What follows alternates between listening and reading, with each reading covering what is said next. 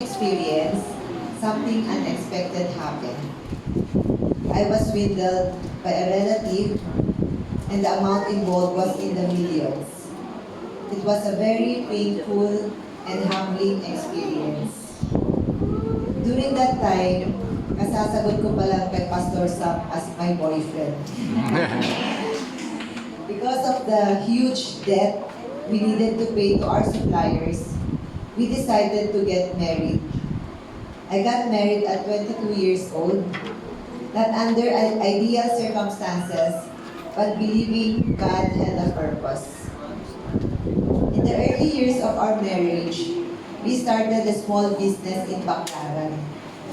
We worked 12 to 14 hours a day just to pay off our debts, including interest, because we had to borrow money to keep the business running.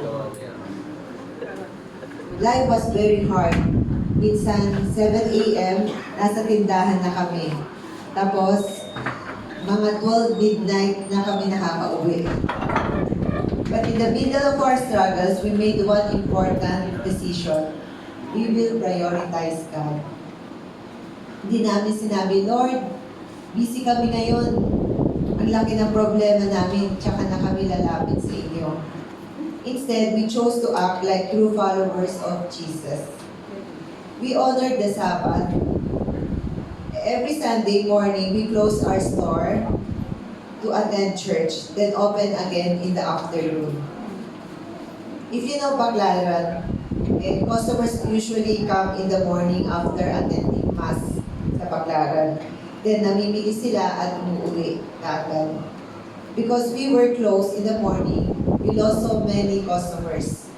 Even one of our biggest buyers. Sabi nga ng mga kapitindahan namin, hindi kayo marunong magnegosyo kasi sarado kayo ng umaga. But praise God, by His grace, we chose to put Him first above our business. Another thing we committed to was being faithful in our tithes. Even we were paying 40,000 monthly, interest pala po yun. We still gave our tithes faithfully. Kahit lubog na lubog po kami sa utang, and you know what? God proved Himself faithful. Our life verse during that season was found in Gospel of Matthew 6:33. But seek first the kingdom of God and His righteousness, and all these things shall be added to you. We held on God's promise that if we put Him first, He would take care of our needs. And truly He did. God began to prosper our business in miraculous ways. Even though we didn't have big capital to compete with other competitors, after 4 years po, by God's grace, we were able to pay off all our debts. Today, we still prioritize God in everything, so including our business. We no longer see the business as ours. We see ourselves as caretakers. God is the owner. Our focus is not just to earn money, but to use what we earn for God's kingdom. God's business comes before ours. Every day, I go to our warehouse and manage our business. But after 6 p.m., we shift to God's business, making disciples. So kahit na pagod na kami, I still find strength and joy in meeting our D group. Because our main business is disciple making.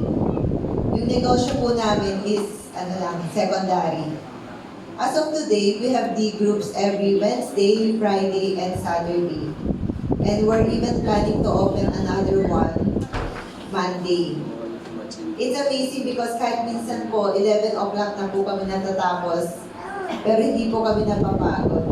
All I know is this: I was truly transformed when I surrendered my life to Jesus.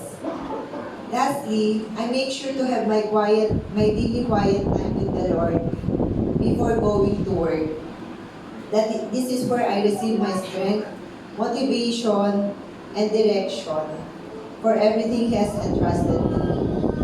again, I'm Lulu Chua, saved by grace of God and a servant of Christ Jesus. To God be all the glory.